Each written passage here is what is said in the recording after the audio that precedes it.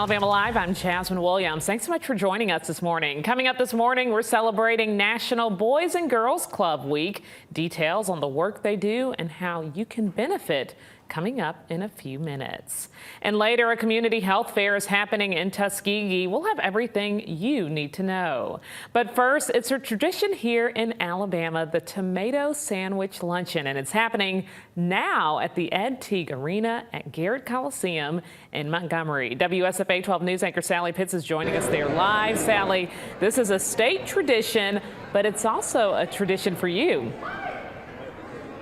Yeah, this is a very popular event. We expect hundreds of people here today. It celebrates Alabama's ag industry and, of course, our farmers. We have Ag Commissioner Rick Pate with us this morning. You know, I had my first tomato sandwich with you live here on air last year. Oh, that's amazing. Yeah, you should have had one way before then. And so, especially being a Chilton County girl. Right, and you ought to know how we went over how to make one last year, so I'll help you as we make this year. All right, let's put it together. What's the key to a good tomato sandwich? Well, you got to start with white bread. They put this wheat bread out there for sissies, but anyway, I'd say we'd use our fingers, but since we're on TV, I'll use it. We'll use the tongs. It might take two for me. And these are Alabama grown. It's from Slocum, yes.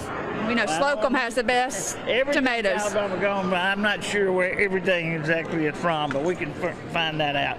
Little onions, I think, well, I'm not going to say, but they're Alabama grown, I promise you. We know they're from Alabama. Yeah, it's all a celebration of Alabama companies. If you look around the room, Buffalo Rock, Bluebell, Milo's, yep. Loco. We're not going to Look at the color of that lettuce. You can just tell that's fresh. We're not going to use the bacon because we don't know where it came from. So we stay local. Where's my mayonnaise? It's somewhere. I think we missed our mayonnaise down there. All right, we'll go and get a piece of corn. This is local corn. Sweet corn. We have to get this overlap between tomatoes and corn, and this last 2 weeks of June is perfect for that. This is the season for it. Yeah. So we need to scoot back here. We got to walk back and get our mayonnaise because you cannot have a tomato sandwich without mayonnaise. Yep. All right. You like salt and pepper on yours too? Yep. So this is really the only thing we buy. Everything's donated. We do buy a few of the paper products, mayonnaise. Yep. Some good stuff. And what's funny is I hate mayonnaise, but you put mayonnaise on mine last year and it was so good. Yeah, we'll just squish that down to the spread. Squish it. That's an official cooking term, isn't it? A little salt, a little pepper. Why is this event so important? It started 22 years ago. It has really grown.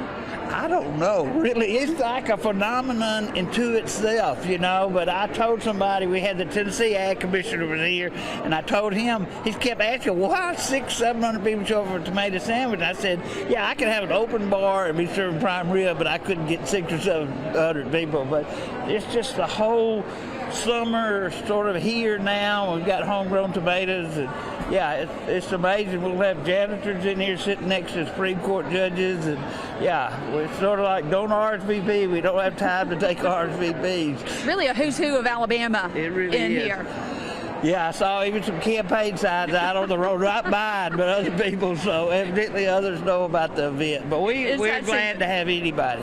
Yeah, and you also started the Thank a Farmer initiative as well. That goes hand in hand with this. Well, yeah, we really just started this. You know, we do a great job in this country of respecting and honoring our policemen, our first responders, our military. And I would just contend maybe we could elevate some farmers up there because maybe you need a policeman, hopefully not once a year. Hopefully you never need a fireman. Good that they're there. Obviously, we always need military. But you need a farmer and multiple farmers several times each day. And so we figured out during COVID, yeah, food security is national security. And we could feed ourselves during that time. We had some transportation issues, but never was it that our food wasn't safe, abundant, and sustainable. what we eat, what we wear, it's all thanks to a farmer. It is, yeah. And if we can just show a little appreciation for because they were having some rough years. The last 2 years have been really bad on our row crop farmers, in particular cotton, corn, soybean, peanuts, wheat. While cattle prices are good, poultry's doing well, but yeah, we've struggled with a lot of those commodities. Yeah, you have to eat every day. If you buy local, it's an easy way to support our farmers. Did you make this for me or you? We can share it. We can cut it down the middle. We're going to eat this. We're going to share this and eat this. And I think on a hot day like today, there's nothing better than a fresh tomato sandwich. And